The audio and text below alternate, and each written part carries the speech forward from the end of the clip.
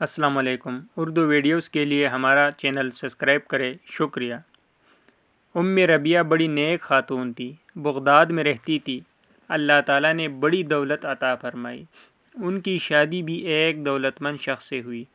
فرماتی ہے کہ میں اوپر چھت پر اپنے شوہر کے ساتھ بیٹھی تھی۔ وہ تھا تو بڑا دولت مند، متکبر بھی بڑا تھا۔ دروازے پر ایک فقیر مانگنے آیا۔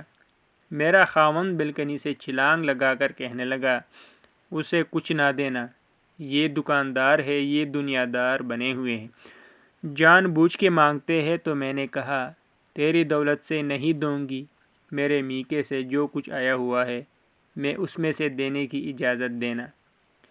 اس نے کہا، فقیر کے پاس جانا ہی نہیں۔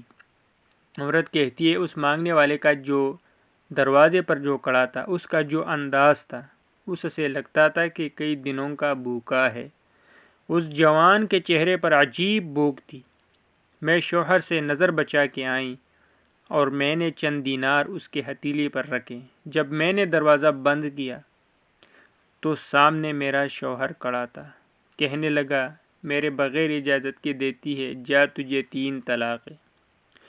میں عزت مند باپ کی بیٹی طلاق لے کر گھر آ گئی۔ صرف جرم میرا یہ تھا کہ میں نے اللہ کے راستے میں خیرات کی تھی۔ کہتی ہے کہ میرا والد پریشان ہو گیا۔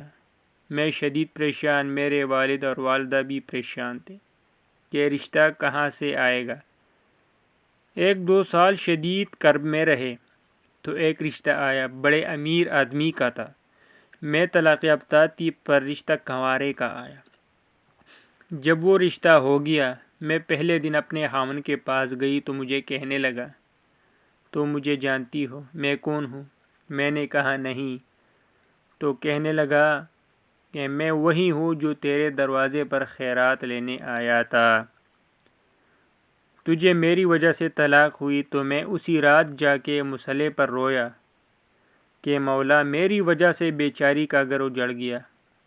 پھر میں نے 18 گھنٹے محنت کی تجھے عزت دینے کے لیے۔ کہنے لگا، اب تجھے بیوی بنا کے نہیں، مہارانی بنا کے رکھوں گا، تیری نوکری کروں گا تو میری محسنہ ہے۔ 1 سال گزرا، مجھے اللہ تعالیٰ نے بیٹا بھی دیا۔ میرا شوہر سارے کا حوت کرتا تھا۔ ایک دن میں چھت پر اپنے شوہر کے ساتھ بیٹھی تھی۔ دروازے پر مانگنے والا آیا۔ کہنے لگا کہ اگر مانگنے والا آئے تو تم خود دینے جانا ہے۔ میں دروازے پر مانگنے والے کو دینے گئی تو میری چیخ نکل گئی، میں دڑام سے گری۔ میرا شوہر دوڑ کے آیا، کہنے لگا، کیا ہوا؟